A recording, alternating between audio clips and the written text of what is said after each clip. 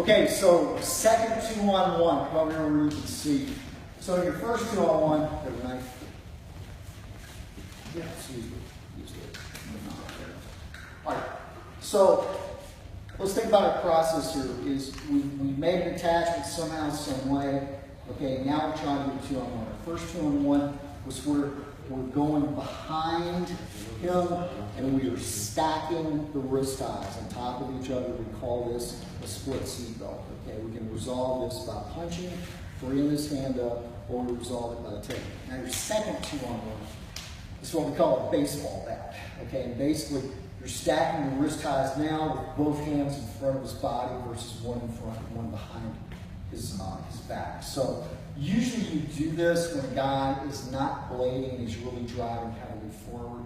Okay, so basically what I'm doing here is I'm stacking one wrist tie on top of the other. So the form vaguely resembles a baseball bat. That's why we call it that. Now, let's talk about this, okay? Because there was a lot of misinformation about the baseball bat. Okay, the baseball bat only works when I get the arm outside of his torso, okay?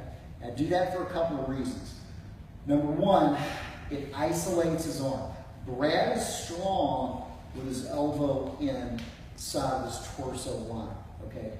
Now, Brad wants to do what we call bravehearting. Everybody remember Braveheart, right? So they had the big sharpened tree things. Wait, they raise them up. So that's what we call bravehearting, where he pins his elbow in as the knifer and drives that blade through. That's very difficult to deal with. That's why we prefer to run a knife that way in a clinch. Okay. So that's where he's strong. So I want to get his arm outside of his torso line. Okay, and that's basic jiu-jitsu principle. Two, I'm isolating the limb. Okay, say I was going for a submission, same kind of thing. Limb's weak out here. The reason I like getting the arm out here, it helps keep this hand again away from this hand. The closer the hands are to each other, the greater the chance is he's going to hand switch, and it will hand switch. That's not just gaming shit either. People do that in real life. There's plenty of video of people switching hands, okay, and continuing to get their business on. All right. So when we make a baseball bat, okay, here's what we have to do. Get the arm outside of the torso. Now this is critical. I have to hang my weight on this limb, okay? So watch how I'm gonna do this. Watch my torso shift. From here, I'm gonna hang my weight, okay? Now, my weight is hung, okay? In fact, I am so committed here that if Brad were to disappear, I would fall face first, okay? The mistake people make is they don't commit their weight to his arm, okay? So right now, this kind of looks like my weight is committed, but it's really not, okay? My weight is still underneath my feet. I want to get my weight from underneath my feet to on his arm. See that shift he made right there? Now, my body weight is hung on the baseball, okay? As I do that, I want to take head position. It doesn't matter whether my head is on this side or on this side, but as I'm hanging my weight on his arm, I'm driving my head up, so it should have that kind of effect, okay, when you do this, all right? So if I have head position on this side, here, okay, I drive this outside here, I'm driving this here just like so, all right? Brad's stretched out pretty good, okay? Now, this is what keeps this from free swinging, and again, it makes it a lot harder here, okay, for him to transfer that knife to this hand because he can't be bending, okay? Now, how do I resolve this? The next way to go. I'm going to hip switch and get to the outside. So basically what this is a heavy arm drag, okay? I'm going to get to the outside. This kind of looks like a golf swing, okay? So watch. From here, okay? I'm not going to bend my arms. What I'm going to do is I'm going to stay heavy here, and I'm going to switch my hips. Watch what I'm doing. Here, I'm going to continue driving him over, and I'm going to drive my shoulder up underneath this. Okay? Critical failure points. on this. We see a lot of guys who will unweight the arm and try and step around, okay? If you do that, your weight is on your feet, not on the arm. He'll get curl in his bicep and he'll get back to hitting you, okay? So you have to keep the weight on his arm as you hip switch, okay? The other thing we want to do when we hip switch is keep our elbows locked, okay?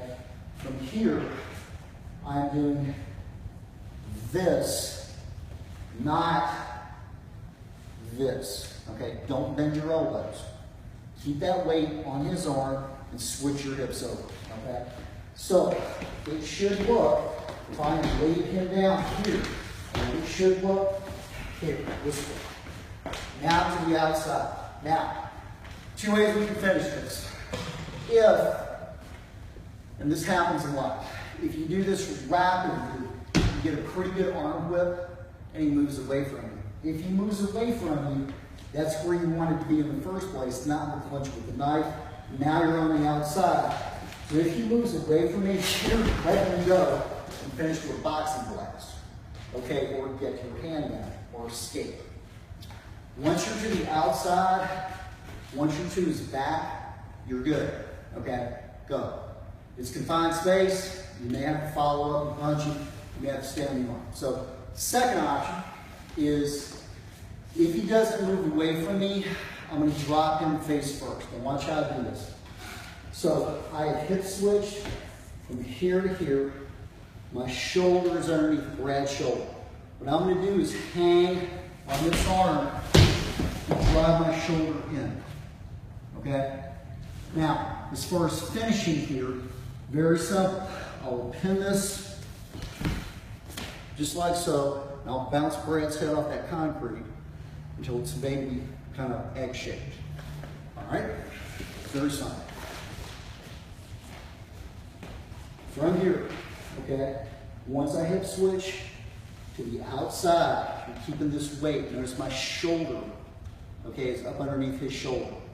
Keep that weight, hang, okay? Now don't try and do any weird,